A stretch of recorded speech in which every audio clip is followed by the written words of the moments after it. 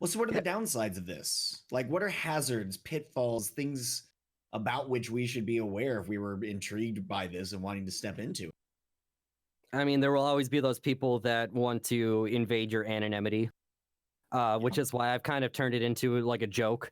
Whenever anybody gets to like, oh, show us your real face, blah blah blah. It's like, well, first of all, I'm trapped in here. My roommate looks and sounds exactly like me because we're identical twins. So I've embraced it as a part of who I am. Like, oh hey, no, like if I wasn't trapped in here, we would look exactly the same. And then if they keep at it, it's linked to a video that's Joe next to the puppet, almost going how it like, all right, clearly it's a puppet, good, do you feel better now? Here's exactly how it works. And they get rickrolled in 2019, which is awesome.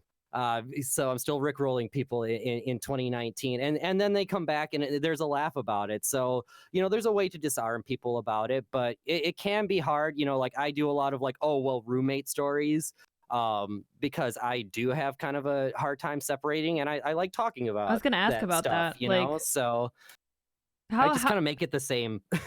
and so like, what about like the characters' like interests and personalities? Like, how much does that align with you as a person? Like, did you guys build characters like with is it unique or does it overlap? Is it the same? I'd say for Benny is a lot of what I wish I was. Like there's a lot of like, I mean, he's sort of an innocent. He doesn't get like adult humor. He makes some of those. He makes those like DreamWorks style like adult jokes that like the kids don't get it, but the parents are gonna get it. Like to the kids, it just sounds like I'm Just making scoots right over the head. Right, like the whole friends with Bennyfits thing was like, oh, that'll be great, and it's safely anonymous, in terms of like adult humor. It's a single entendre that the kids are just, oh yeah, well I'm your friend. That's right. So like that kind of thing's not me. I in the real world when I'm working, it's F-bombs and like it's full on adult situations in my real life. But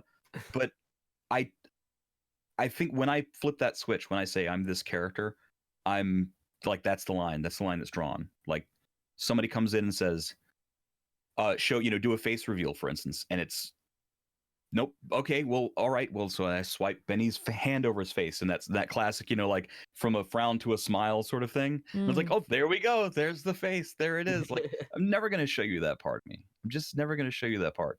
That's probably not the question you just asked. I just know it was. I'm just riffing off of what BizSnes just said. It is related. Yeah, it was. I mean, because like I have kids. I've got a wife, and I value that anonymity, and people coming in and trying to break that. I can't tolerate it, because so I can't tolerate it in the way that I choose to diffuse it. The way that I try to get around that is to just not address it in a way that they want me to address it. Yeah. And it plays into it then, and it's a fun part of it. Like, why would Benny know any of that stuff? He doesn't. He's a character. He doesn't know. But like somebody will say, well, how does it feel to have a hand up your? Like, Benny doesn't know. Yeah. Why would you ask him that question? Benny wouldn't know. Benny doesn't know he's a puppet.